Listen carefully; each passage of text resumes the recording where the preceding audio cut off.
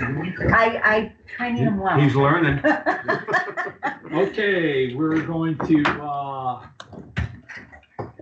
come back into open session and we'll do the Pledge of Allegiance. Chair, would you like me to read out, or we'll do that after Pledge of Allegiance? That's fine. Yeah. That's the way it's on the agenda. That's fine. Okay, Mr. Albaugh, will you help me out? Sure. Ready? Begin.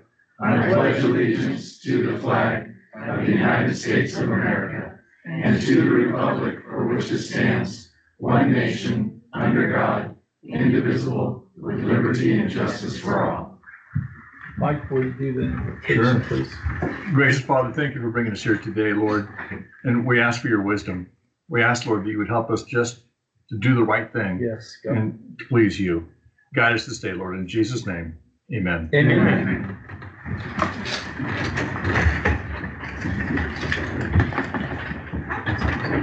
Okay, Scott. Yes, sir.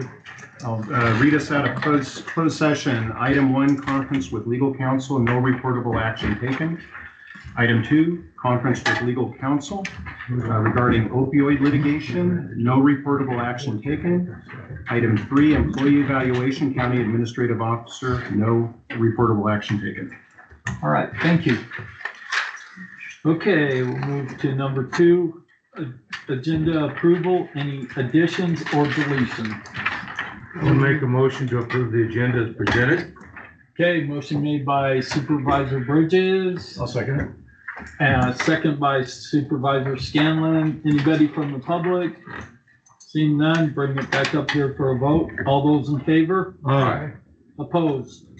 Motion passes. Okay, public comment.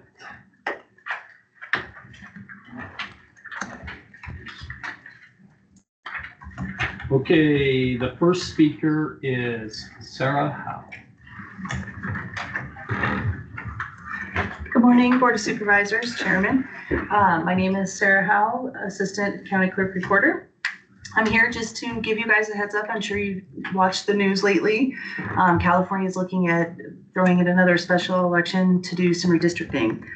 And it kind of is going to hit, we have to know by August 22nd. It's going to fall for a November 5th election, that first Tuesday. And so what they're trying to do is redistrict the congressional lines to get more Democratic representatives in the state of California to offset what the state of Texas is trying to do for the House and their stuff. So just to kind of give you guys a heads up, we could be looking at this.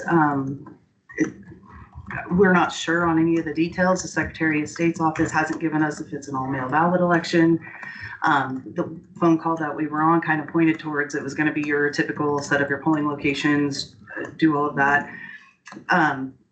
We were asking questions in that phone call as far as reimbursement from the state, as far as cost goes, if they're going to cover this.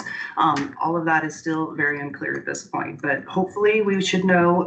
They don't have any maps officially drawn yet, but we did get wind that there are 5 Democratic representatives that they're looking at, and of course one of them is ours here up in Northern California for Mr. LaMalfa. So I don't know what the lines are going to look like. Hopefully by the end of this week they should have some maps published that we can take a peek at and kind of make our game plan if that is the case moving forward. I don't foresee, if Texas does not go through with their redistricting, Gavin Newsom said that we may not have to have this election. So it just kind of depends on what Texas is doing. Right now, some of their representatives have kind of fled their state. They're not holding their meetings. Our session goes back in at the beginning of this next week early. So hopefully the drop dead deadline that we have to know if we're going to call this election is going to be August 22nd. So we'll hopefully know something by then. But just wanted to give you guys a heads up that this is something that we weren't planning for in the budget, but we may have to add this kind of last minute to secure that because we're already having to cover the one for June out of this budget as well. So, yes. Do you have a rough estimate if they don't reimburse us, what it'll cost the county? Not offhand. The only thing I can say is that based on the size of the ballots, the requirements for the sample ballots and all of that, that it's going to be far less because we're looking at possibly just that one question. Oh, okay. And the sample guide, we're not doing all of the candidate statements, and that's really where a lot of your printing costs and a lot of the majority of the costs come in. We still have to print the stuff. It's still, 70% of the ballots have to go to the polls if they so choose to hold that type of an election.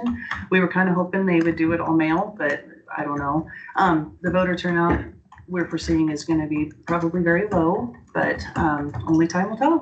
So, but we will come back with an update as soon as we know more. Like I said, we're waiting to hear from the Secretary of State's office and kind of see what our legislation does when it goes back into session here. They're only going to have that small window. So, all right. Thank you. Okay. Oh, Yes. Aaron. Is it mandatory we have to play this political BS game? Yes, a special election is something that. The we waste have of to taxpayer dollars for somebody's political game. Nice. So just wanted to give you guys a heads up that this is something that we're looking at. All right. Okay, Thanks, guys. thank you. Thanks. Okay, So why do you do that? Amelia?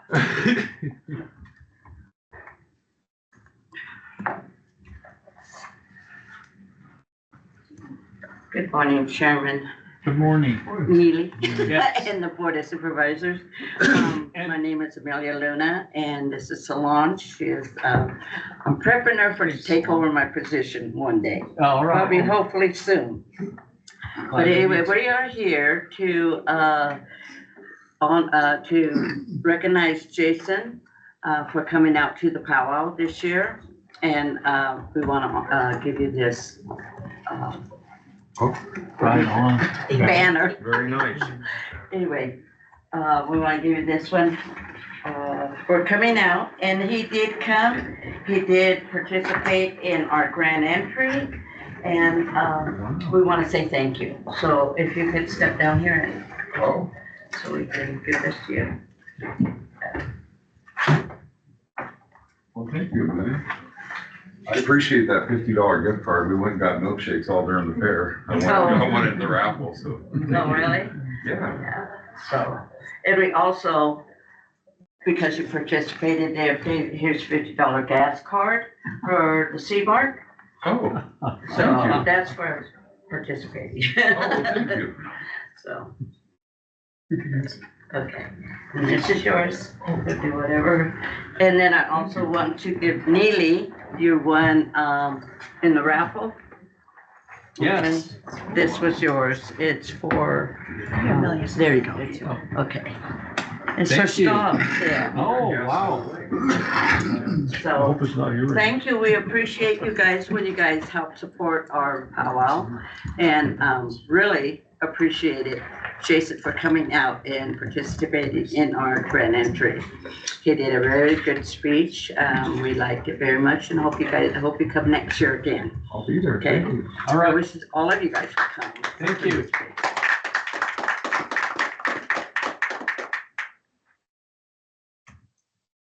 Okay, is there anybody else from the public that would like to comment besides, for anything that is not on the agenda? Okay, seeing none, we'll close the public comment.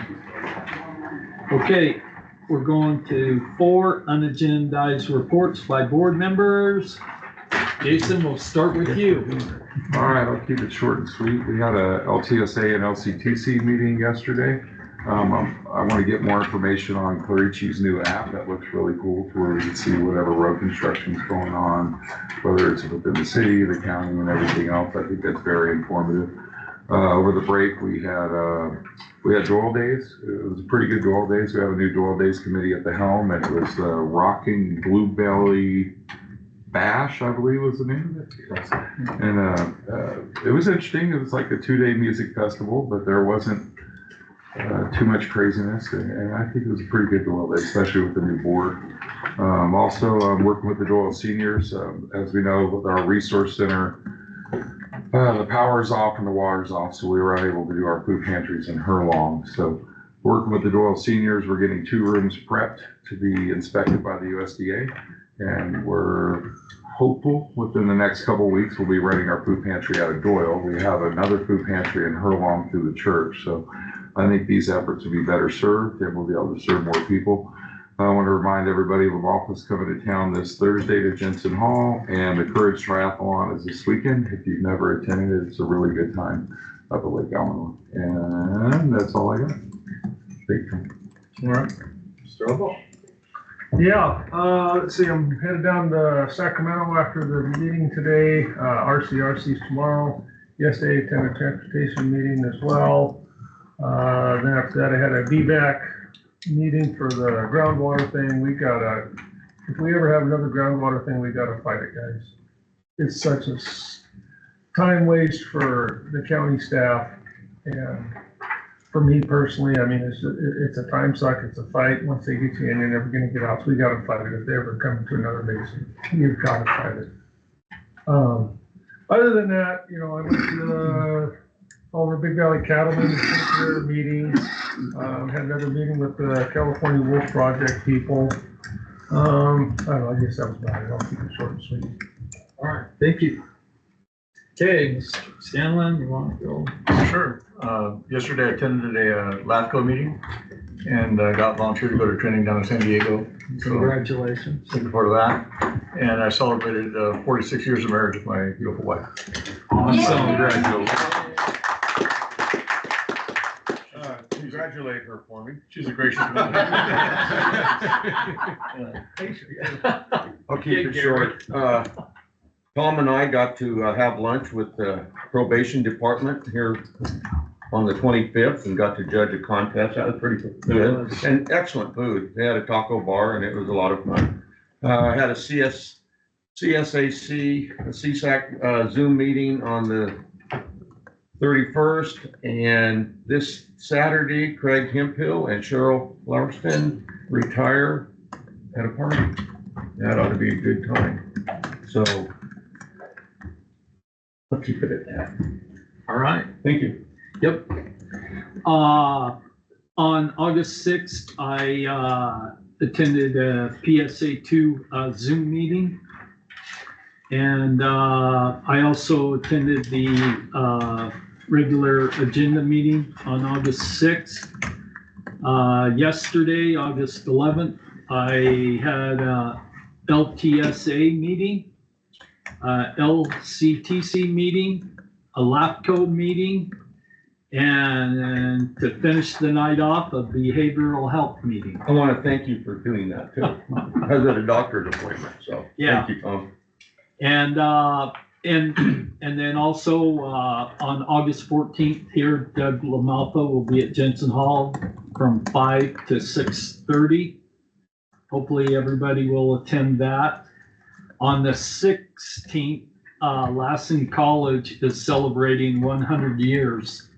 And they're from 4 to 8 o'clock is when they're going to have their get together. And I also want to just congratulate Craig Hemphill and Cheryl Lawrenceston on their retirement, and they're going to have a get together at Jensen Hall this weekend. So I wish them all well. I will be down in Roseville celebrating my grandson's 2nd birthday. So Congratulations. that's all I got.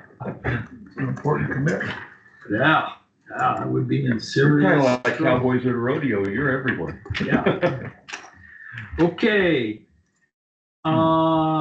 So we have a time certain, and Rick, I apologize for being late, but I had to talk too long. So come on up and All right. we're ready. Good morning, board. Good morning, chairman. I have some business cards. My name is Rick Hopson. I'm the forest supervisor of the Lassen National Forest. Did the calculations, and today is day 100. So this is my 100-day report. I do have some business cards. Sure, I didn't have them last time. So I thought I would give some updates. It's on the agenda on some projects, but I would welcome feedback, both either directly with my business cards or just for future presentations if there's other topics you want me to hit. I haven't been here very long, so look forward to kind of fine tuning my presentations and, making sure I'm presenting what you want to hear, what the public wants to hear. But for today, I came prepared to talk about some projects, a couple of decisions that have been signed, and then some ongoing planning projects, I think, and then hopefully I can answer some of the questions that were submitted, at least to the best of my ability, submitted in advance. So I'm gonna jump right into it. The first project is the Fredonia Buttes Trail Project. The decision was signed actually yesterday. I want to thank county staff, Pete Heimbigner, and CAO Maury Anderson for reaching out to me early on in my tenure. I think it was my first or second week. Talked about the importance of this project to the county. So without getting into too much detail, it's about 25 miles of trail construction at Fredonia Pass. There's some trailhead developments. The project sat for a pretty long time for a variety of reasons. I don't think I really need to get into it. I'd be happy to answer any questions. But when I came on, I basically asked for a little help from our regional office just to review where it was at. And they were fortunately able to jump in and roll up their sleeves and finalize the analysis, which I was ultimately able to design, to sign. There's some nuances there I need to talk to staff about surveys, and there's some hazard tree issues we're gonna need to address and some things like that. Doesn't include class 1 e-bikes, and there's some reasons for that, but we can look into that in the future. I think that was the interest of the county, and it's our interest as well too. But by the way, we don't have anything that approves technically class 1 e-bikes at this point. We're gonna pause on travel management decisions. So, but it is a step forward, I think, in my opinion, progress and getting some work done that hopefully will be beneficial to Lassen County. So look forward to working with county on implementation of the project. I believe it's gonna be implemented through county and partners, but we can talk about that. So the second decision was a Hat Creek Westwood PG&E power line clearance project. I signed that about, I think it was in early July. That was pretty far along when I got here. I wasn't really that involved in finishing it, but these last two projects actually and others were brought up by a letter signed by this board to the previous regional forester, Jennifer Eberline. So I kind of focused on some of those projects that were of interest to you. And this Hat Creek Westwood PG&E power line project was one of those. It's about 40 something miles, 42 miles of power line clearance along the power line, PG&E power line. As a little side note, some of the work has already been completed. We have a variety of new authorities, and this one was at the chief's level, to allow us to implement work prior to the NEPA decision being signed. That happened on this project, and about 7.5 miles of that power line clearance were completed by PG&E under sediment sale, and that work is done. So this decision will allow the remainder of that work to be completed, and we have prepped 2 timber sales, Bolt and Watt, for sales in early fiscal year 26, which is October 1st for us. So How big are those timber sales? I don't have acres on that, Supervisor Abla, at the moment, so I can get that if you like.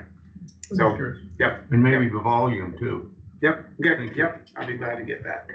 And make a note so I don't forget, so. You are a professional. Well, no, I just have bad memories, so the truth be told. Okay, so those projects were signed by myself, which is great to be able to come along and do those projects.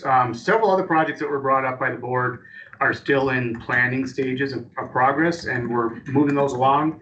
I put in these in the order I prioritize them, which has been a little change of what the forest had before. And not all of these are in Lassen County.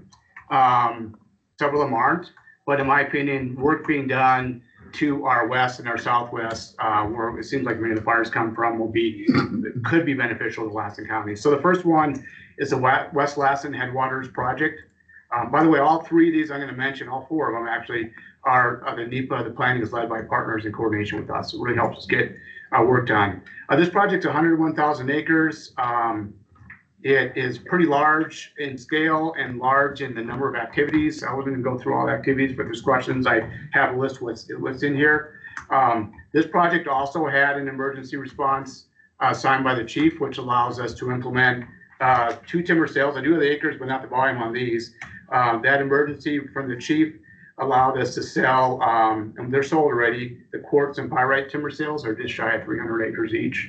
And I'll get the volume for those too. That's good question. So we would have at least estimates on that. So, and then in addition to that, the secretary also provided to my level, at the Board Supervisor level, another type of emergency authority, which allows us to expedite our planning process. So for this project and one of the next ones, the Upper Green Creek project, and I likely will for the Dixie project as well, I've implemented that authority that was given to me by the secretary under the bipartisan infrastructure law, IIJA. So what that does is allows us to reduce the amount of public input and comment period. So there's probably a little controversy around that, but it avoids what's called the objection process. And it gives me discretion on how much time I'm going to allow for comment periods. So the direction I'm getting is to expedite these decisions. West Lassen Headwaters project, what we're going to do is we're going to have a shortened comment period for the EA, and then we'll go right into the final decision without an objection process. So sorry if you don't understand those procedures, I'd be happy to talk more about them, but the 2-week comment period is optional. I talked to our partners, I talked to the district manager. We felt there would be value to have, especially with this change in the rule set, some comment period for people to provide any input to me directly prior to making a decision. And that would be open to you as well too, that comment period. So we'll advertise that. That'll be coming in September. And we're aiming for, probably early September, aiming for a decision at the end of September. Realistically, it might go a little bit into October, but we're aiming for September 30th for that project. So like I said, the whole list of stuff. Yeah, you sure can. So on that project, you're just doing, are you doing reforestation or are you taking the hazardous trees out of there? Or, yeah. Or is it a green sale? Or it's kind of an all of the above. Timber, so I'll run through maybe really quickly. This forest is and we're going to change this, but a couple of these projects have been kind of what I call the kitchens, everything but including the kitchen sink kind of projects. So we have a mechanical thinning. Usually we don't clear cut, but using what we call variable density thinning from below, broadcast and pile burning, fuels treatments to include like ladder fuels. It does include reforestation from parts of the park and the Dixie fires as well. And it does include some limited herbicide use for reforestation and for noxious weeds. It's got noxious weeds treatments. It has meadow restoration, aquatic habitat improvements, including salmon restoration. We've got some very important salmon habitat in about 3 streams over there. Road and trail maintenance, and like I said, invasive species. So that project, and that's part of the reason why they've taken a long time, it's very inclusive over a large area, which will give us a lot of options for treatments in the future. So, all right, thank you. Supervisor. I have one question. I don't know if you'll have it or not, but on where you're doing the timber sales, Yes, do they have an average DBH on the timber size? I would not have that right now, no. Okay, No. but if they do get it, Yeah. I'd be interested. Yeah, I don't think we have that quite yet. So Yeah, it's one thing usually on about, larger timber, so. so one of the things this project did, which I think is kind of cool, is it did what we call, it's planning to do, and I will sign this, a project-specific forest plan amendment. So we have a lot of constraints in our forest plan, DBH being one of them, working in California spot outbacks. This amends the forest plan that allows us to do treatments. So we won't go up to 40 inches for all tree species, but in areas where we have less desirable tree species, we can go to a larger diameter. Good. We had a field trip with AFRC last week on this project. Timber industry was there, so. Just so yeah. everybody knows, DBH is diameter, chest height. Breast height, DBH, yep. Yeah, I felt a little bit better with all your acronyms earlier, so we have a lot as well too, so. Please I'm stop used to with that questions. one. So, Thank you. so this decision in Upper Butte was called condition-based NEPA analysis. So that basically means we analyzed for all these things, but we still need to design exactly what we're going to do where, and there will be opportunities for public comment for that part as well too. So it's a little bit unique as well. Okay, I know I don't have a lot of time, so I'm going to keep moving. Sierra Pacific Industries, we are in a stewardship agreement across the entire region and Region 6, which is Oregon, Washington, for SPI to do work on public lands. Some of that work is being implemented right now. SPI actually came with money to do this work. They received $75 million from a congressional appropriation, disaster supplemental appropriation. We did a field trip with one of our higher leaders from the Washington office last week, and with SPI and with Cal Forest.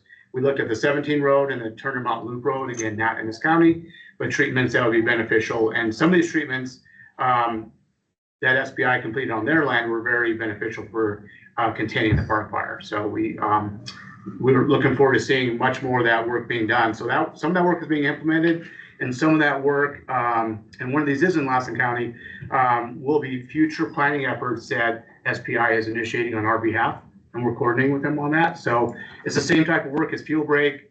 That will involve timber sales. They will not receive the timber. They'll be decked, and we will sell the decks.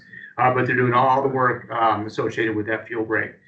Those projects will be coming out. One's going to be called White Horse, which includes Highway 44 and the 17 road, which has in Lassen County, and then the Colby project. Both of those are just shy of 3,000 acres of fuel break work. Yes, one more question. Are you doing any work with Beatty and Associates? Not at the moment, but others have expressed interest in doing these stewardship partnerships. I have not spoken with Beatty. I'd be welcome to have that conversation, but I have spoken with Collins. Collins Pine, and we are working on I don't have that in my notes, but a master stewardship agreement and the sub-agreement underneath it, which allows us to do the work primarily for reforestation in areas that are on our land but adjacent to Collins land. That makes me really happy to hear these partnerships come through like that. Me too. Good job. Me too. Thank you. Thank you. Okay, so that's the SBI project. Upper Butte Creek is a little bit smaller than West Lassen. It's about 20,000 acres. And it's similar type of work, mechanical thinning and piling, fuels reduction, reforestation, some herbicide use, some prescribed fire use. And there's also some, I think in that project, the partner, by the way, is Butte County RCD. For the NEPA, they have some really good ingress egress treatments. I think are very important in our day and age, so people can get away from these fires.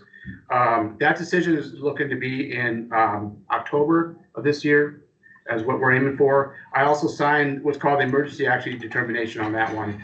So we will probably have a 2-week comment period. Haven't decided that completely. We will not have an objection period. That saves 3 months right there. So, so that project is moving along. And then the third big project, I don't have acres on this one, but it's a Dixie Fire restoration and recovery. So that's primarily, and that is in Lassen County as well as Plymouth County. That's primarily focused on recovery from the Dixie Fire.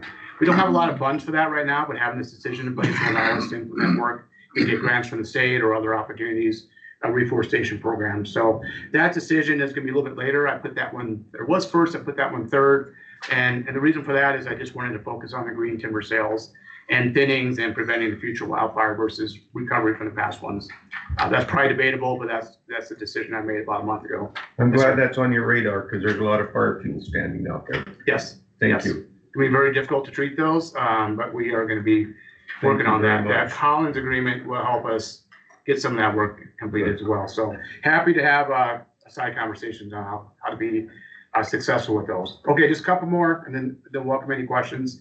And these last two I know a little bit less about, quite honestly, but the Pikes Point boat launch project. We're looking at alternatives for what that's going to look like for exactly what makes the most sense. I think it might be really worth a field trip, perhaps with you, Supervisor Neely, to go out there and look at this and kind of talk about it.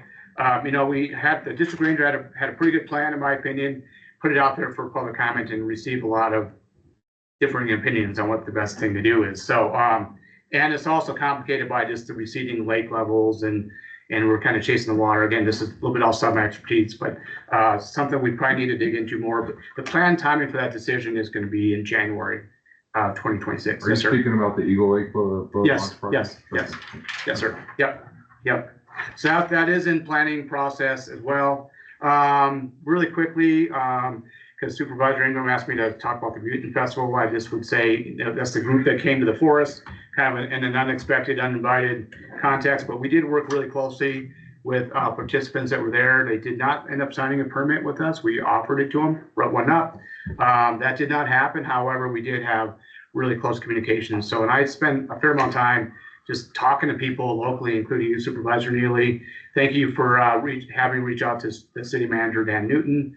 And the Susanville Indian Rancheria is also very, I would say they were probably the most influential because this group didn't want to have negative impacts to tribal interest. And they worked directly with SERV, and that helped as well too. So I thought it worked pretty well, came out reasonably well. They cleaned up well after themselves. Didn't hear of any big issues.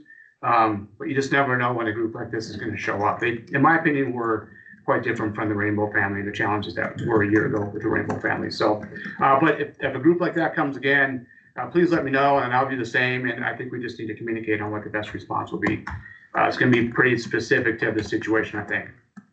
Okay, I got a little bit on Gallatin Beach, which I think was Supervisor Neely's questions. Yeah. I think that's gonna, like the boat ramp, probably require some further conversations and a site visit. The way it was described to me is that we basically haven't come up with really great solutions to keeping the beach there with the receding lake levels.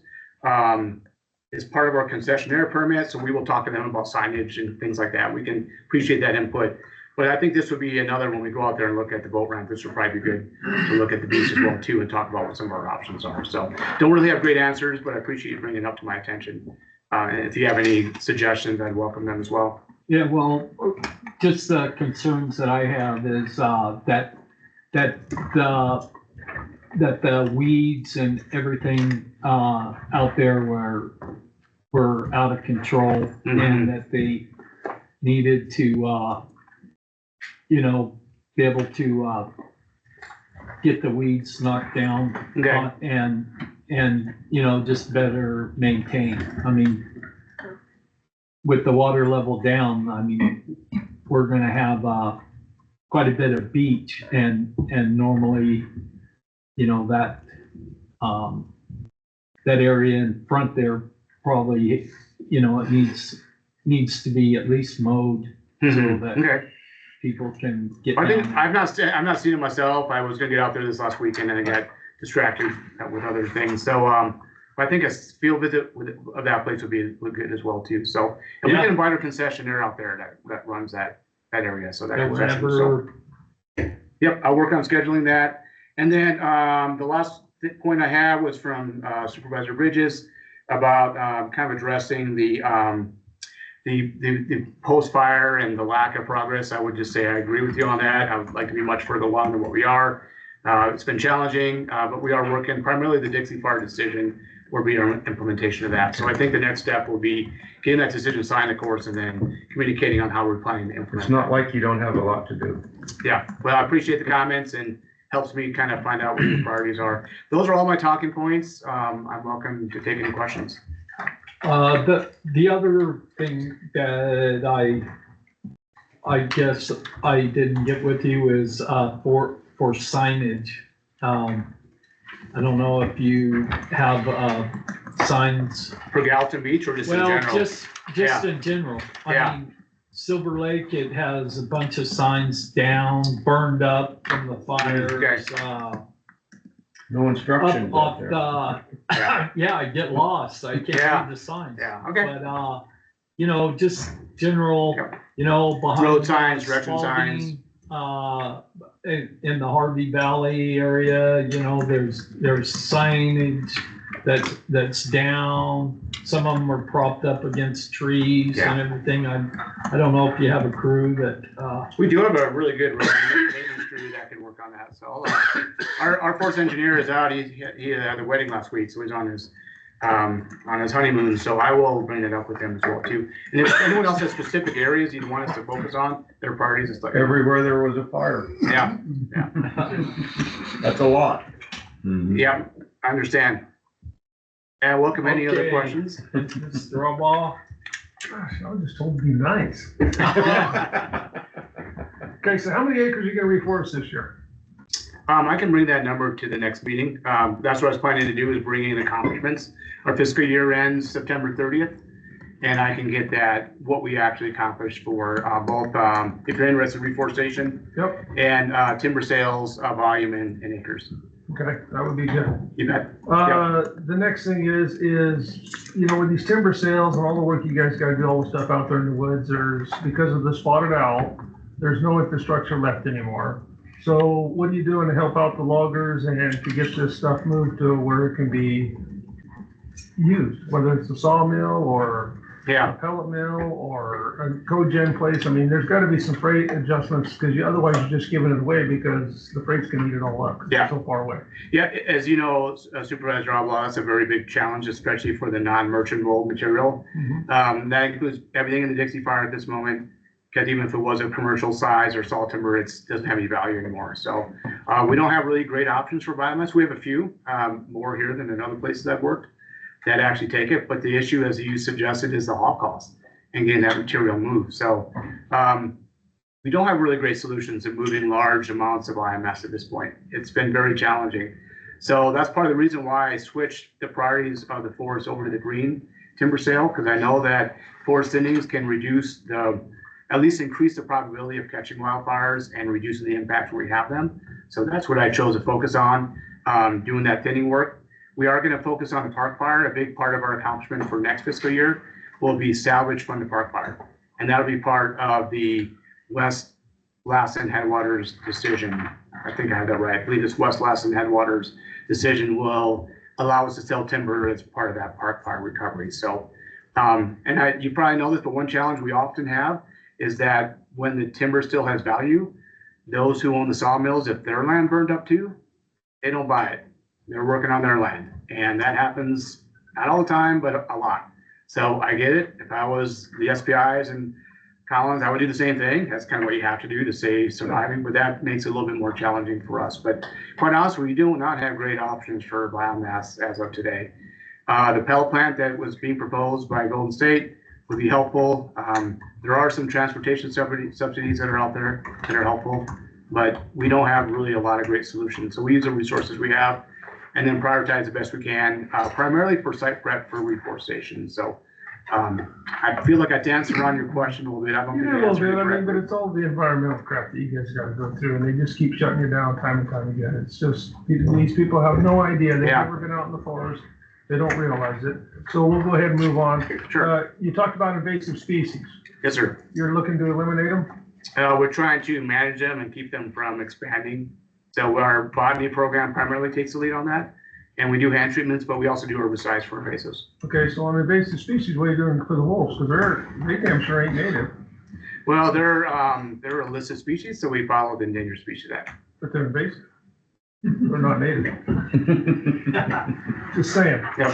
So that begs the next question. What has the Department of Fish and Predators, what are they doing to help you guys, to help the permittees for the cattle-wolf interactions out there that they're... No, I'm not sure which department you're talking about. The state or federal? State or federal? State. They call themselves Fish and Wildlife. Yeah, Fish and Wildlife, yeah. But that's BS, because they can care less about the wildlife. That's what they care about is fish and predators.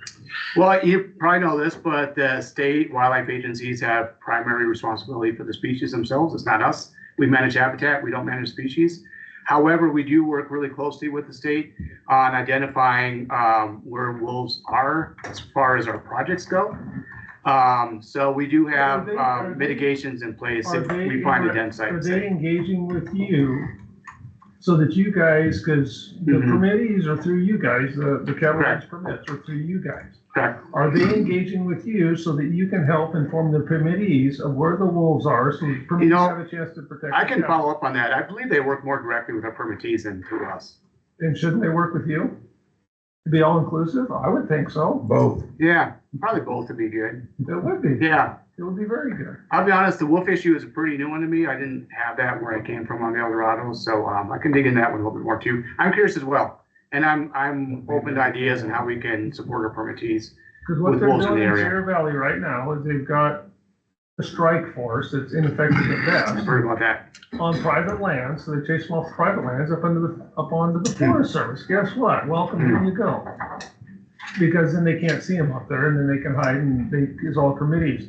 Which goes on to the next thing, is that some of the problems that's been out there under your, not under your leadership, but on this forest here, where the district rangers are going out and trespassing the permittees because the wolves chase the cattle on the places they're not supposed to be, other allotments, etc. And they're threatening trespass on the permittees for the wolves chasing the cattle where they're not supposed to be. And I hope that you're getting that under control and not allowing that to happen. Yeah, I'm not aware of that issue, Supervisor Albaugh, so we should maybe have a side conversation about that one. I think you can. Yep, that'd be great. Okay. So anyway, it is a big problem for the committees. It's a multi-use. I can imagine. With the wolves out there, they're going to turn into a monoculture. Wolves, lions, and bears, because there ain't no deer or elk left. I mean, how are you supposed to manage that if you can't do this other? And they've got, it's gotta be all work together, and I don't know what you can do to help us out, but we've gotta have some help, because the wolves are doing to the cattle industry what the spotted owl did to the logging industry. And look at the problems you're having with your timber now. And it's just gonna get worse if you don't have cattle out there eating the lower ladder fields. Yeah, you know, just so you know, we are fully supportive of the cattle industry and permittees, and so, but we also have to follow laws. You know, that's kind of what I need to do. So, my job is to define the balance between those things. Right, but you're also federal and you have more teeth than what I do. Maybe not. Maybe not. So, Depends on how far you want to push it. and would welcome again side conversations to go into more depth on both those topics. So, thank you. That was it. Mr. Bruce. You probably already have, but you mentioned Golden State on Yes. on the chipping. Anything you can send their way promoting that you agree with what they're doing would be very helpful. Yeah. Is there anything specific you're thinking of? Letters of support? I mean, Just letters of Yeah. support that would be, coming from Yeah. you would be really helpful, I think. And Yeah. Anybody else you can think of, because, they have some people fighting them on it mhm. that don't have 1 ounce of common sense. Some people. But anyway, Yeah, I would there's something appreciate it, and I know specific. they would too. Yeah, I there's something think that would be a specific. big I'll tell you help. what, I'll reach out to Lawrence Crabtree. That might be a good. He's a good contact. man. So, yeah. I used to work for Lawrence on the El Dorado. Oh, really? Forest supervisor. He's a So, good man. I haven't heard anything lately about Golden State and the pellets, so I kind of thought maybe it's died down, but I'm not sure. So I'll look into Well, it. Yeah. they're going to chipping for biomass instead of pellets, am I right? Yeah. Or is it- Okay. Whatever. The international market. Okay. for the Yeah. pellets is kind of fell out. Thank you so much. Yeah, you bet. I'm very supportive. In my last job, I shared last time I was a deputy director in the regional office, and we were very closely working, particularly my boss, very closely working with Golden State to That's support great. them. So, yeah, They're a good outfit. you bet. Mr. Thank you. Ingram. Yes, sir. Well, I just wanted to thank you for your responsiveness, your transparency, helping out with the community story, porta potties and everything else, and making sure You bet. everything didn't get destroyed, working closely with law enforcement, public health, and everybody else in the county. And your first 100 days is impressive. I appreciate you coming to the board and everything that you're doing. I'm guessing the no objection period is a recent decision made by our current administration to where you guys can Yes. streamline your processes? It's been an allowed authority since the IJA was passed. But what's new from our secretary, Brooke Rollins, is to delegate that authority to the forest supervisor, to my position, so I can make that decision locally. I need to inform the Washington office that, there's some steps in there, but it's pretty much a unilateral decision, to be quite honest, which is somewhat unique. That is awesome. So yes. Yeah, that Welcome to streamlines feedback. all the decisions that you need Yes. to make and get stuff done, so. Yes. that's We good. also have new timelines coming down on our NEPA decisions, a strong encouragement to do more categorical exclusions, which are smaller. But even our environmental assessments and environmental impact statements have 1 and 2 year timelines that we're gonna be held very closely to. I'm not really prepared to speak to our changes in NEPA regulations because they're changing right now, but there's a lot more streamlining going on in the background as well too in our planning rules. So a lot happening. That's all good news. Yeah, thank you. Thank you so much for your report. You bet. Yeah, more. I just want to circle back to the Fredonia Trail, pardon the pun intended. I just want to say, Rick came along and put oxygen into the project that's been going on for over a decade. And I want to just shout out to him and his crew and Liz and Pete and Matt and all the people that worked on it before that aren't here anymore. But, Rick came along and really put life into it and found the resources to get it done, and I really appreciate it because it really is an economic driver for our county. With the more trails, the better. And this is a big deal, and I just didn't want it to it just kind of went, and it's like, no, that's a really big deal. No, good job. What Rick got That accomplished. was So overtime thank of you. my work. Good job, Mike. Good job. Well done. Thank you, Rick. Good. Yeah, that's that true. Liz I want wants to to say make thank a you to comment. To Rick too, for the Fredonia project. And Liz Norton. Thank you. And yeah, Liz Norton with the Lassen Land and Trails Trust. So I didn't expect it so quickly, and this is a wonderful surprise. So thank you for signing it yesterday. And for Maury and for the entire board, you were also the impetus behind this. If it weren't for all of your efforts, I think we'd still be looking at a date much further out than yesterday. So it worked out well, and thank you, Board of Supervisors. Switching gears with the Eagle Lake Recreation Area. The recreation area is probably one of the, or used to be anyways, one of the biggest draws of tourism in our area and in Northeast California. And it doesn't look that way right now. The campgrounds are well run, excuse me, but the boat launches and the parking areas on the beach, as Rick has described, needs some attention to that. And so I would encourage you, as you're looking at Pikes Point for a boat launch, that you also perhaps, when you're out there in the field, take a look at the beach, take a look at the old Aspen boat launch parking area. They're pretty blighted, and they people don't want to recreate there. When that used to be one of the biggest draws that we had, was families coming to camp and to enjoy the beach. And it was a great beach back 20 years, a really good beach. It's the one sandy beach that I know of 100 miles around here. So there's not a lot of alternatives for people to go elsewhere. The closest is Medicine Lake, which is a very beautiful sandy beach as well. So please take a look at those facilities. If you're looking at a new deep water ramp, it would be nice to decommission the ramps that you don't have any reasonable expectation to expect that they're going to be functional in the next 30 years. And maybe those ramps could be decommissioned. And I'm, excuse me, thinking of the Aspen boat launch parking area. It just looks awful. And it's not a good first impression for people coming to that area. So thank you, Tom, for mentioning that we need some attention to those facilities up there. And DBOW, the Department of Boating and Waterways, if they're considering another location for a deep water launch, then maybe they can provide some of the fundings that might be needed to decommission the launches that haven't been used for the whole time that I've lived here. So thank you again, Rick, for your leadership, and to you, Board of Supervisors. You guys make things happen, and that makes us really proud to be a resident of Lassen County.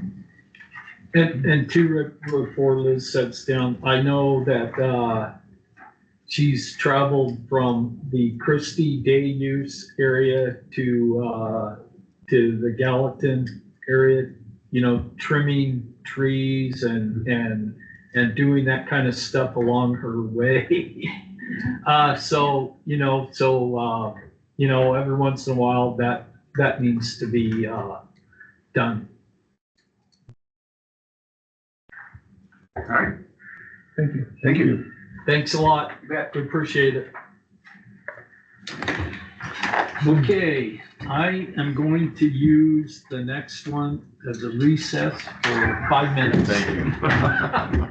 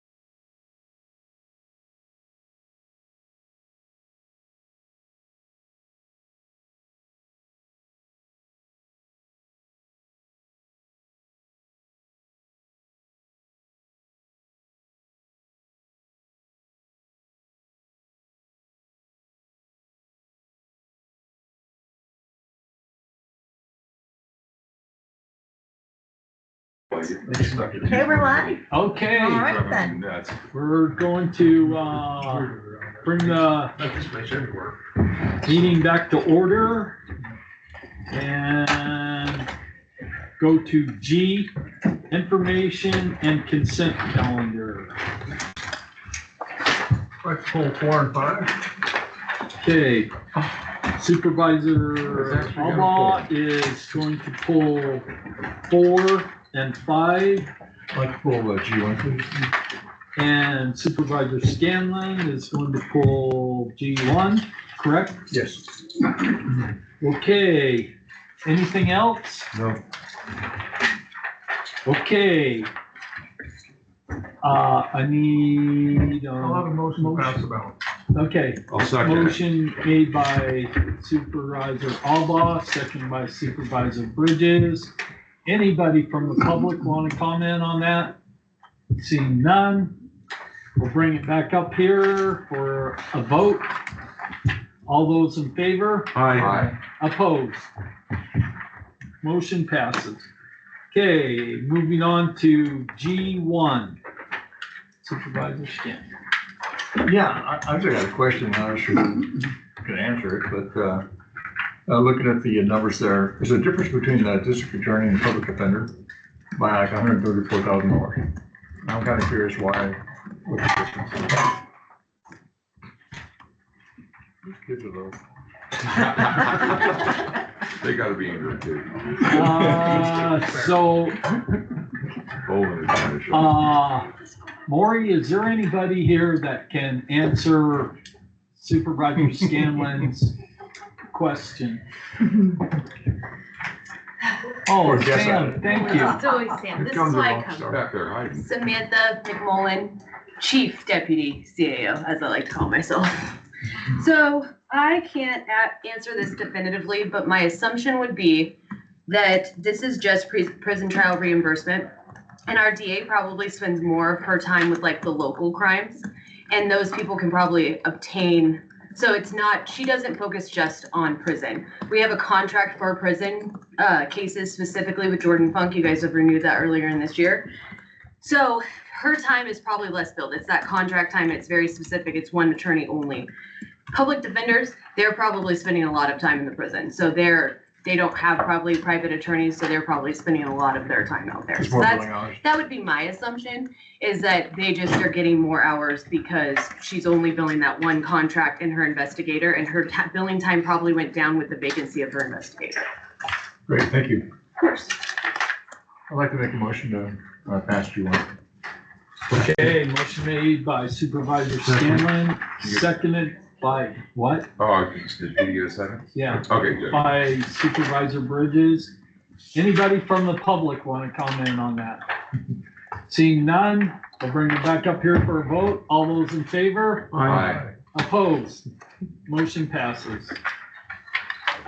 Okay, moving on to G4. Good morning, gentlemen. Danielle Sanchez, Personnel Coordinator for Health and Social Services. Oh, how are you? Good. Good. Two questions. Okay. You can answer the same one for 5, so I'll ask it too. I won't ask it when I get to it. But how come these are on the consent agenda? These aren't normal, run-of-the-mill. We've passed job description changes and modifications on the consent agenda previously. So I think when we write a really good memo, sometimes it answers most of the questions that are addressed up here. So we try to address as many questions as we think you guys might have in the memo in hopes that you'll read it. Danielle is suggesting that she wrote a really good memo, which I agree, she did. It just seemed like a department report. I just hate doing that. So anyway, so within this, so give us why you're doing this again. So you want a chief fiscal supervisor So / fiscal. within Health and Social Services, we recruit on 2 different platforms. On the community social services side, we recruit through Merit and CalHR, which is a requirement. On the county side, Regina runs those recruitments. She does all the screenings. In order to run through Merit systems, we have to have an approved job description that matches the minimum qualifications on both sides.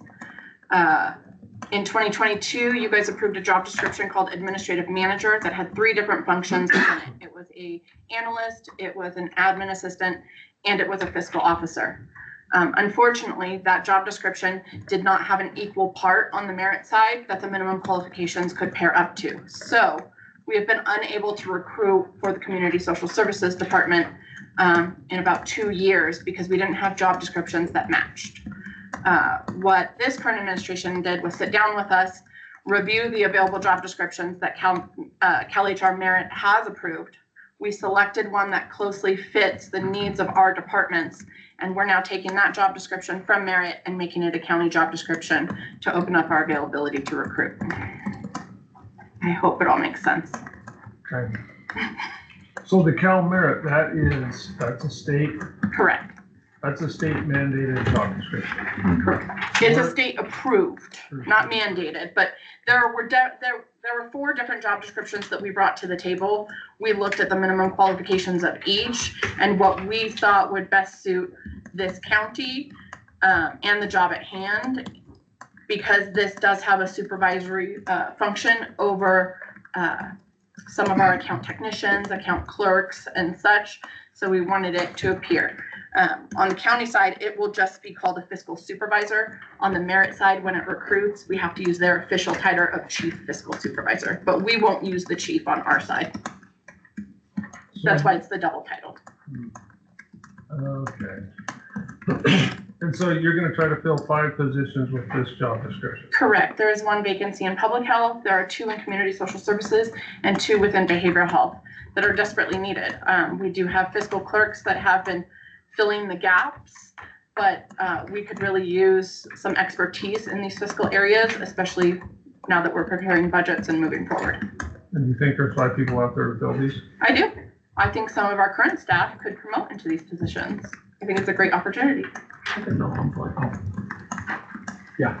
So, I hate to assume, but I'm guessing this will really help with fiscal oversight for all of these departments? Correct. These fiscal officers will work directly with the department heads to report the money's coming in, the money's going out, and then the fiscal clerks below them will do a lot of the day-to-day work. Well, I really appreciate all 5 of these positions that I hope we get filled. One point that you just brought up, that the county isn't going to use the merit system job description. You know, that it's gonna be they say it has to be a chief, and we're not going to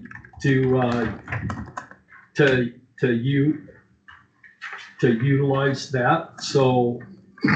We do that we do that on quite a few job descriptions, just to maintain, we don't use chief in a lot of our job descriptions within health and social services. We have some where we call it an administrative support specialist, they call it an account technician. It's just, there's an actual Cal HR title, and then there's the county working title. Same thing though, isn't it? Yes. Well, I realize it's the same thing, but we're having to match the state. We're having to go through this whole process to match the merit system. I'm not following why we wouldn't, you know, if they say we have to, it has to be a chief position, why wouldn't the county say, okay, well, and I'm assuming you have to tell them that it's a chief position because of funding or something. I mean, why wouldn't we do that? You know, use the same terminology that we're having to change these positions to in the county, but I don't know. Maybe. We're changing it because minimum qualifications were not equal in our job descriptions. It didn't have anything to do with the titles. Okay. If our title said account supervisor and theirs said fiscal supervisor, but the minimum qualifications were equal, we could have moved forward. But it was due to the minimum qualifications of their job description and our job description being different. It doesn't have anything to do with the actual title of.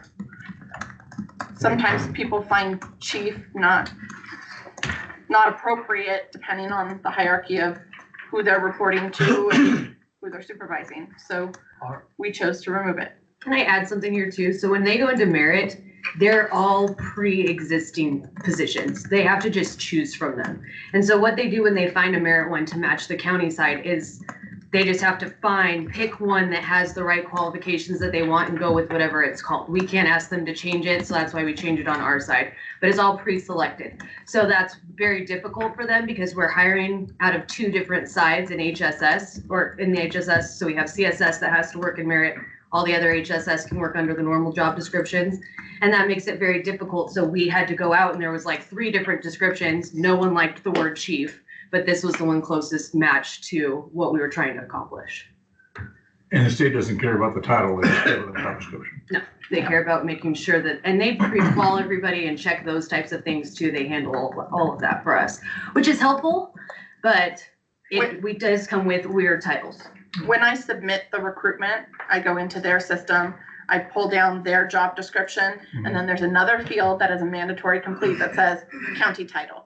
So I can either, if we use the same, I put the same. If we don't, I put what we list on the job description as the working title. I think in your hierarchy, chief would be confusing anyway, because they're not the chief. There's Correct. somebody else.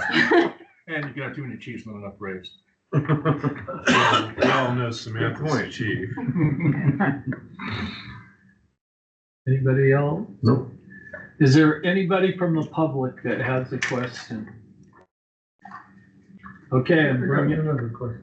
So how soon do you think you'll get these positions filled? So I mean, like I say, you're in a dire need, and it's taken 2 years to get to here. So at the close of today, we'll get a minute order within the week. Then I will work with Regina on what dates she has available because we need to figure out what dates they're available to fly. Once this is approved, also Merit will need to meet with at least 2 of our staff that they call subject matter experts to develop what they call the exam. So they will accept applications. At the end of the application period, the applicants that are qualified are given an exam to take, and then they are ranked on a scale of how they score on that exam. So we will have 2 people, most likely directors or direct subordinates of a director, that will participate in creating that exam. It can't be anybody that's going to be taking the exam, so we'll do the higher level that will help create the exam. So I would say the whole process, maybe 30 days. That's pretty good. Really? We've been working fairly quickly with Merit. We have a really good analyst right now who's been quick. Very faster than I thought. From applying to hiring within 30 No, days? to recruit. We will recruit within 30 days is my hopes. That's still pretty fast. Absolutely. Yeah. Okay, now I need a motion. Make a motion to approve the chief fiscal supervisor job description. I'll second. Okay, motion made by Supervisor Ingram, second by Supervisor Scanlon. All those in favor? Aye. Opposed? Motion passes. Okay, moving on to G5. Hello again. Danielle, how are you? Good. So, as the letter states, in December of 22, you guys approved some revisions to the job description for the Health and Social Services Agency Director. At that time, there was a large discussion. We had brought a bunch of job descriptions to you for approval. We wanted to change ranges and such. This one was approved that the range came in at a 36, 37, 38, and that was depending on education that that person held. Now that the position has been vacated as of June 1st, county administration took another look at it. They'd like to bring it back down to a flat range 36, as we do allow for education incentive pay to be issued to those that hold degrees higher than the minimum requirement for the position. So we could take care of it that way. So this simply removes the option of the 37, 38. That language, and in addition, it adds an additional information blurb to the end of the job description associated with federal tax information. This position could have access to tax information, so this is a required set of information that must be added to the job description. So if you have a master's degree, what is the bump in pay from a 36? 5%. 5%. And how does that compare to a 38 to a 36 in pay range? No, each range I think is roughly 5%. Yeah, Okay, so it's about the same. well, you wouldn't be at 38, you'd be at 37. Correct. Okay, that was the only question Yeah. I had. So with this, are we going back to the same hierarchy we had before, or is this changing hierarchy? Because we had discussion about changing, splitting it up. and- Right, so I think for the purposes of the budget, I wanted to accomplish this change. And it doesn't really, for me, I'm still at a point where I'm evaluating HSS. And I don't know what the paradigm will be exactly. But at this moment in time, given the budget is just right around the corner, it made sense to me to propose doing this to the board. And I think it's well received by other department heads as well. That caused a lot of angst within department heads that somebody was all of a sudden 2 ranges higher than others that have similar, I mean, obviously HSS has a lot of folks, but, so does Public Works, so do other departments. And so I see it as an opportunity to get a fresh start and then look at the paradigm structure here in the next few months. Okay, If I can add just a little when Maury talks about budget information, because I have been working on the budget with Sam for HSS. The HSS budget is a little bit different. HSS administration doesn't have any of its own revenue sources. So what happens is the staff that are within the HSS budget, all the expenses, they're all given a number, and then that number is distributed to the other agencies within HSS. So public health, behavioral health, community social services, all those little departments then take a percentage based on our number of FTEs and pay into the HSS admin budget. So we kind of needed to have an idea of how many staff we should have in the budget so that the other departments could finish their budget processes as well. okay. So my question is, so if we approve this today, are we gonna fill this position? And if so, and then if we go for the paradigm shift of splitting it up to have 2 or 3 different department heads, how is that going to affect this position here? Yeah, if we pass this today, the option remains to run it the same way it's been run and recruit for that. Or if we decide, the board decides to change the paradigm, we'll do everything to change whatever accommodation you want to make, whether it be individual department heads at different ranges. I mean, we'll come in with a full suite of changes if that's what we decide to do. But for the purpose of this moment in time, this is what I'm proposing that the board do so that we can get through this budget. So this is more for budgetary planning than actual filling. Right, it might end up working this way, but I'm just not at a decision point at this time about how the paradigm should look. So if we pass this today, are we gonna go actively recruit for this? No, not necessarily, not in the necessary immediate future, like not next week, not the week after that. I'm still evaluating the different departments and the functions. So should we wait? So my question, should we just wait? I mean, just go ahead and do your budgetary planning under this? No, I don't think we should wait. I think we should do this for the sake of getting the budget done. Can't you just put this in the budget, or does this have to be done and have it in the budget? If you concur with what's being proposed, we'll put it in the budget like that. Well, It is I the guess- difference between budgeting a flat 36 and topping out a 38, which is a significant increase that would be passed down to the other departments to account for the distribution. This is a lot simpler. I think it's prudent to pass this thing and settle it, but at the same time, ask Maury not to recruit for it. Yeah, I'm not recruiting in the near future. I'm still evaluating each different department and how that's going to function if there's a different paradigm, whether it be, a variety of managers over different divisions, different departments, etc. But I'm just not there yet, and I think this makes the most sense at this. The reason I made that comment is because it sounded a little ambiguous, I'm not recruiting for that yet. Like, we'd like to know we pass this, we pass the budget, move on, and down the road, we make a decision about how to restructure or not restructure. Yeah, but Well, I think this is a safe way to go because I believe even if we want to continue on with this kind of paradigm, this is the range I think is correct to recruit for. So we're good there. And then if we want to do something different, we haven't done anything to pollute what we have. That's still okay. But we might come up with something different. And like I say, then we'll come back and propose that and make the changes as necessary. Case. Oh, I just have a couple questions on this.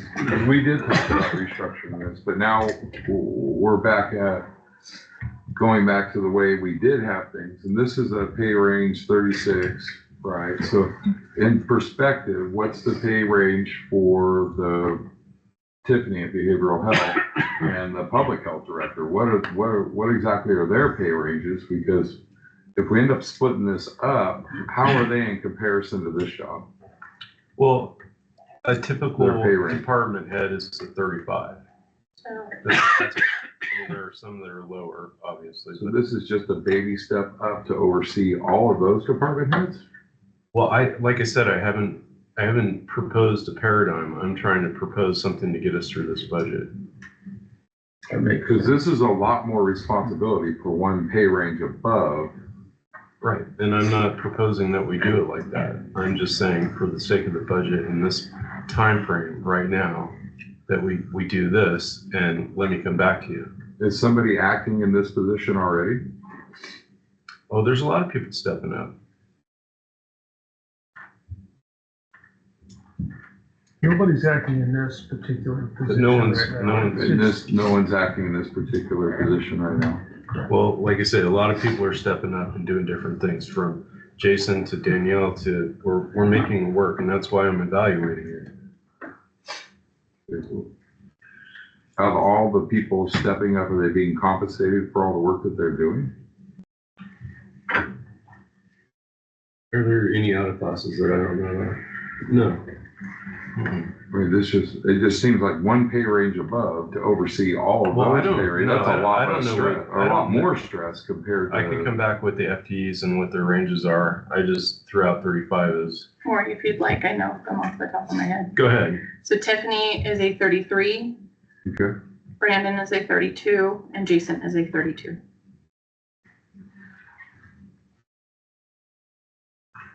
And each one you said is 5%, basically, for one step. Basically. The range is 5%. So this position would be a 36, and Tiffany is the highest paid department head, basically underneath HHS. Within HSS, umbrella. and that is because she was raised last year because she is required to hold licensure as an oversight for the behavioral health department. She's required to have licensing. Okay. Well, my concern is if we pass this, we're boxing you into the same paradigm that we have had without giving you the chance to evaluate to see if we want to change it. But if you're just doing this for budgetary, we're not going to be flying for it. So that we have. I don't feel boxed in. I mean, we can do whatever we want to do in the future, but we do have a budget coming. Yeah, we do. And that's why I didn't know if we had to pass this or if we could just put it in there and just all pay. And I just have never felt like the 38 made sense. No, it doesn't. It never did to me either. But, okay. Well, that was my concern too. Is we were talking about restructuring, and then here we are, we're passing the same exact thing. And we Yeah, didn't and actually bring this forgive back. me, I wasn't part of the restructuring conversation, but I thought it would make the most sense for me to evaluate what I see and then talk to the board. Yeah. I just want to make sure we're not boxing you in my path. And if the highest range under what Danielle just spoke is 3 ranges lower than a 36, then that's making sense anyway. Right. I just when I heard 35 and then 36, I'm like, whoa, that's a little bit much. I thought of 2 department heads, Public Works and the planning. Your old department. Okay, I just wanted to see where they were at in comparison to. No sweat. And I mean, this, like, I don't feel like we're doing anything in concrete. This we can have this discussion after I do my due diligence. This is just for budgetary.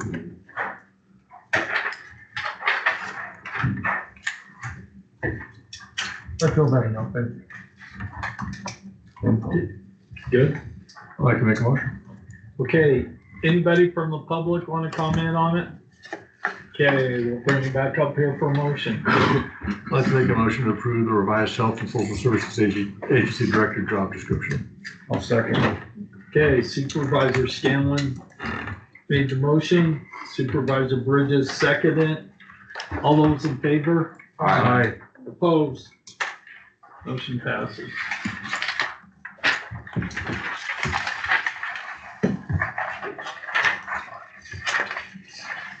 Poor new Craig can't go without a full dose.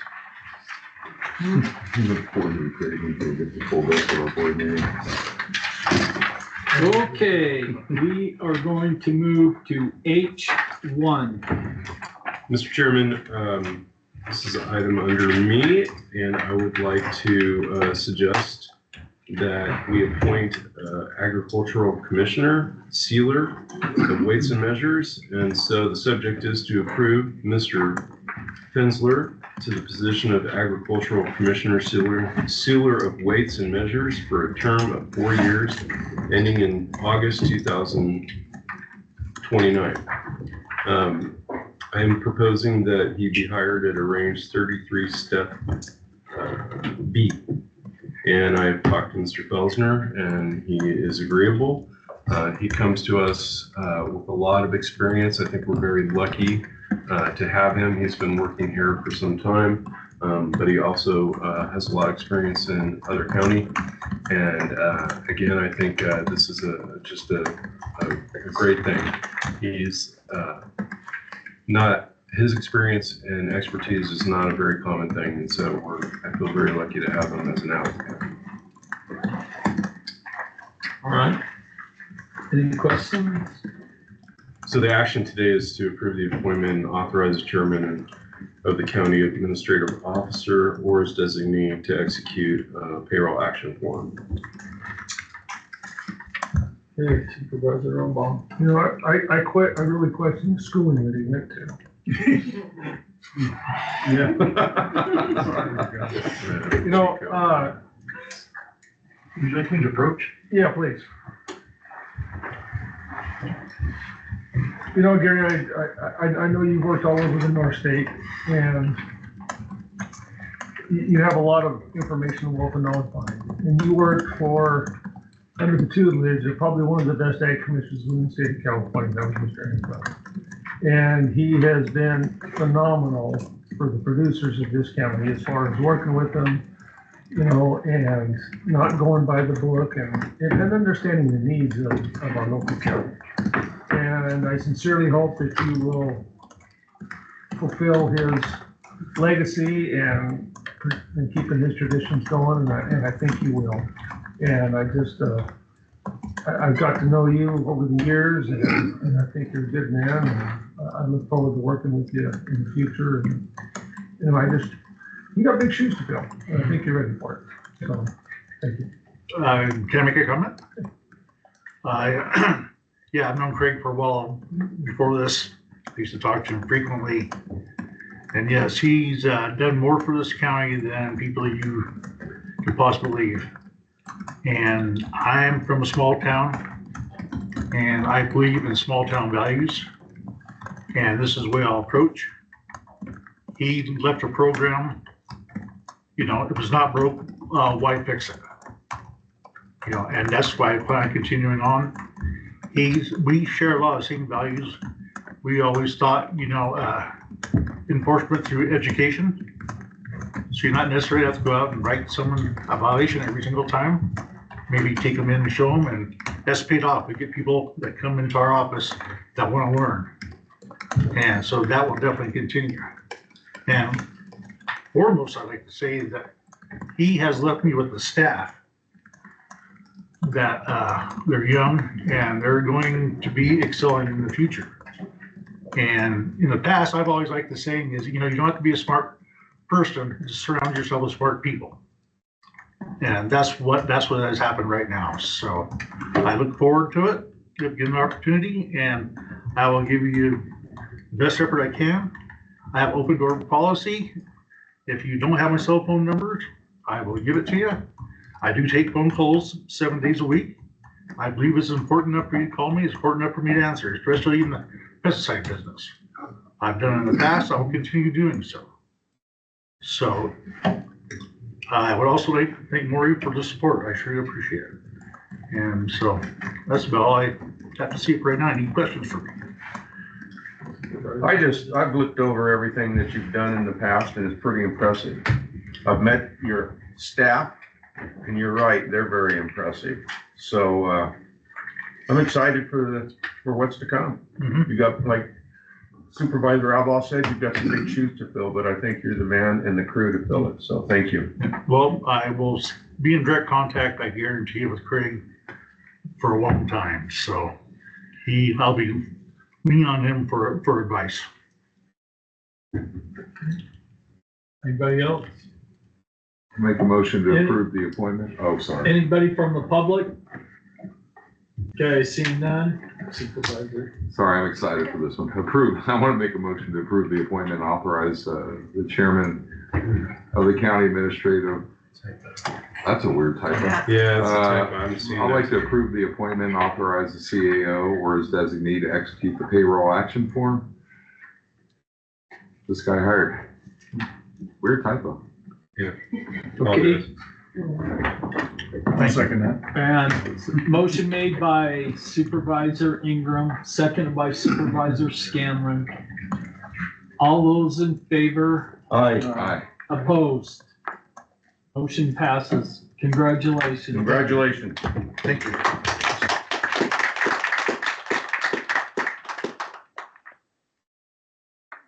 Okay, moving on to H2. Travis, you're up. Travis stating Lassen County ISD, and this is our annual PC purchase from Dell. I did provide some initial quotes in there, but in my recommendation, I'm asking it not to exceed 200,000 because the second half of our purchase will be after budget is approved. And I'm willing to field any questions you guys got for me. Any questions? So I got a question. How come we have so many monitors and so few computers? So with this purchase, we're splitting up our order in two halves. The first half will be purchased this year prior to budget approval with our current fund balance. And so we generally do 2 monitors per device for the computers, but also these monitors also will go with our Surface Pro order. With our Surface Pros, we do it through a different company called Insight, and we don't order any monitors from them. So it's cheaper and easier if we throw it on a bigger Dell order and add the additional monitors we're gonna need for that other order coming. Okay. So most everybody has 2 screens or whatever the hell they're called? Yeah. So just about, we always provide 2 screens, 2 monitors for everyone in the county. So whether they have a Surface Pro or a desktop, we give them 2 monitors. Cool. I can't even focus on one. Anybody else? It's true. Okay, so I think you answered my question, but I want to hear it one more time. So you have $200,000 in your budget right now? So for the upcoming budget, we don't have the full 200,000. We're doing half of the order now. So we're able to cover about 100,000 of that what was left over from our fund balance. And then the remainder will be purchased after budget is approved and we get our new allotment. That makes sense. So we're approving this and after you're gonna purchase only half of it now? Yes. And half of it Yeah. after the budget? Yeah, so the reasoning for that too is with this PC order, it's larger than normal. Come October 14th, it's end of life for Windows 10. So we have to replace any devices that can't take Windows 11. And so with that, we have to replace probably close to 150 computers within like a month. And depending on when budget gets approved, if it's approved like October 1st, we would have 14 days to get an entire shipment of 50 or 60 computers in, and then have our staff of 3 to 4 people try and deploy all of those to the county. It just makes it a lot harder to get that accomplished. So with us splitting it with our fund balance currently, and then once budget's approved, getting the other half done, it gives us a little bit longer time to get those replacements done. That makes sense.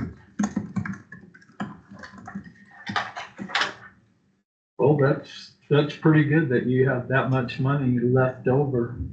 Yeah, it came with some planning with some of the changes we had, plus we had some salary savings from Jason Housel, the previous supervisor. His position was being paused, so that way we could also hire an additional tech, because I'll be going out here shortly for about 12 weeks or so.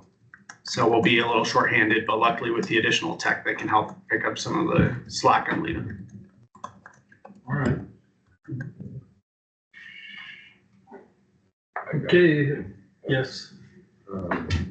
I gotta tell you, really good explanation, Travis. I'm really impressed. Now, you're leaving for 12 weeks. Who's gonna stand there right there and give us the explanation while you're gone? So while I'm gone, I will have Samantha, who is our department head, and also Cheyenne. They both have been instrumental in helping take over duties while I'm gone. So they'll both be up here probably periodically, because they'll have a few more board action items they'll have to bring up to you guys. So Samantha gets another hat. So it'll be Sam and Cheyenne. It's the same hat she's had. She's been overseeing IT for a while. Yeah. Everywhere. Okay. Well, thank you, Travis. Absolutely. Well done, sir. Thank you. Okay. Yep. So if you're gonna split this order, you're gonna take and put the monitor things on ahead of time, and then when you get your computers, you put them in, or you're gonna do it all at once? So we're gonna do it all at once. How we're splitting the order is we're doing half the PCs and half the monitors up front, so we can get at least 50 computers replaced. Because on this total order, it's 100 computers with about 160, no, it was more than that, monitors. But we want to make sure we have full setup, so we don't have to go back to people and then rip out old monitors and install new ones. It's just easier if we do the entire thing all at once.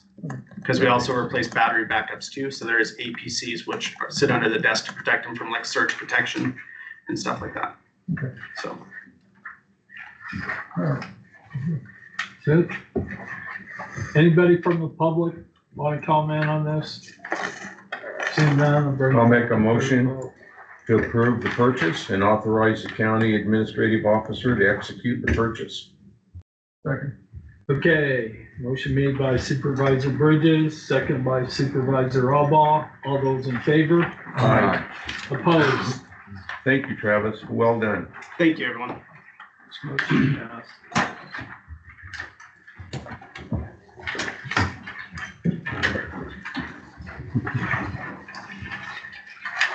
Okay, we are moving on to H3.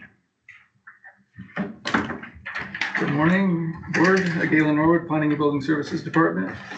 This is a contract between Lassen County and Granicus to provide SmartGov licensing for a 3-year period of October 1st, 2025 through September 30th, 2028, with a not to exceed amount of $57,414.77. The requested action is to receive report and authorize chairman to sign. So SmartGov is our permit tracking and permit issuance.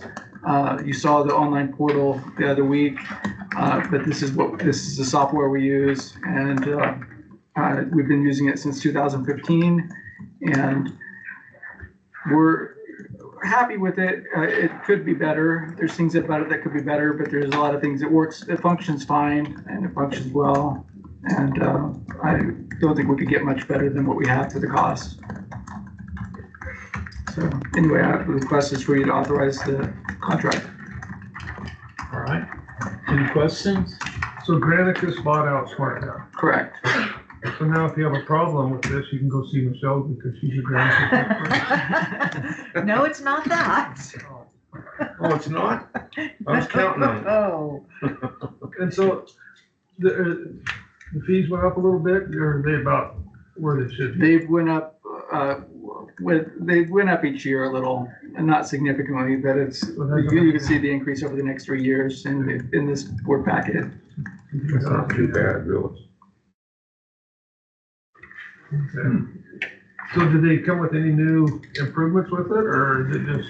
Well, they have GIS capabilities with it that we haven't utilized, that we'd like to, if we ever get a GIS coordinator, we would like to be able to utilize. So the GIS capabilities would be one thing that we're not capitalizing on as much as we'd like to. And Granicus can support the GIS? Yes, yes. We don't have to go get a new one then. they're not the limiting factor. We are. So it's one of those things like people go, oh, this is complicated. And then the person that's really good at it, it's like, it's wonderful. You know, it's one of those. So we have people upstairs that are really good at it. And we have people that just kind of operate in their own kind of silo where they need to, which I understand. But no, it definitely can do a lot more, and we hope to get there in the future. Anybody else? Anybody from the public? Okay, Galen, I wanted to know if, since, if we're not using the GIS, if we just, cut that amount from the contract. It's a flat rate. We know we can't cut it from the contract. It's just included, huh? It's just a service that's included. All right. Okay. I'll make a motion to receive the report and authorize the chairman to execute the contract. Second. Okay, motion made by Supervisor Bridges, second by Supervisor Ingram. All those in favor? Aye. Opposed? Okay, we're moving on to H4. Good morning, board members. I'm Jen Schapp, Personnel Risk Analyst. Before you, you have a resolution. I came back here in April of this year to revise a pay schedule for the department heads, and we had to comply with CalPERS rules. I told you that I would be bringing back the future bargaining unit salary schedules for approval as well, so that we're in compliance with CalPERS. And this packet includes updated salary schedules for the department heads confidential elected, the Deputy Sheriff's Association, the Management Professionals Association, the POA Management, the POA Supervisors, and the Road Workers Association. And this will bring us up to date to the current contracts for those units. Any questions? And there's no change to the salary table itself, it's just the format only. This is all the work you gotta do for somebody else. Yes. There's a lot of work there. Thank you. I will be bringing back the remaining 2 budget units, hopefully by September. And they're the largest ones, so we're currently beginning negotiations with POA and soon enough UPEC as well. And so hopefully we'll be able to come to an agreement and I can get all the salary tables done at the same time. And this will be good for how many years? Pardon? And this is good for how many years? Well, until we have changes to the next salary increase, then I'll have to do them over. But it'll just be for that particular time frame. It won't have to go back like these. How come we had to go back so far? CalPERS wanted to see a 3-year time frame, so we had to go back 3 years. And so all of these go back at least 3 years. So we hadn't provided them with that? We did not have compliant salary schedules, and so they provided us with the salary table format, and so we brought them up to compliance now. The law changed some years ago, and so we're catching up to have it in that table. Basically just a formatting issue. Yeah. Correct. So this kind of explains the pile of paperwork on your desk? Among others. That you can't see over? 2 screens, not 3 screens. Always. I could probably use 4. You'd have to get faster wheels on your chair. I mean, of all the people that these guys hire and keep on staff between the CalPERS, EDD, and everything else, you think that they could handle some of the stuff on their own without coming back on us. It's just repetitive, it's just job creation, it just drives me crazy and it makes me mad. And you've got to do all the work for them, and yet they get twice the salary that Regina does and work half the time, and it's just, welcome to California. Well, they Don't have. get to redistrict too. we care about our retirees, so, Well, you know, we're gonna do whatever it takes to get them. yeah. That's the good But part. that's what they hold over your head, is if something's not right, you have people trying to retire and it's messed up, and we just went through a big deal with We that have all whole that issue. information down there. I mean, why can't they? Yeah, I don't know. Wait a minute, if we don't do this, we could prevent good quality people from retiring? No, no. No. It's just, it's helpful in the calculation for their retirement amount. Yay. Good job, Regina. Very Move good. We adopt the resolution. Second. Okay. Supervisor Alba made the motion, Supervisor Ingram second it. Is there anybody from the public that would like to comment on this? Okay, seeing none, we'll bring it back up here for a vote. All those in favor? Aye. Opposed? Motion passes. Thank you.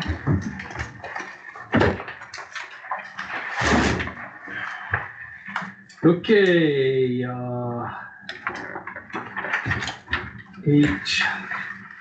H5, any information for the board? I don't have any information for the board at this time. No correspondence? Okay, that time we will adjourn the meeting. Made it before noon. Hey, Scott, thank you, sir.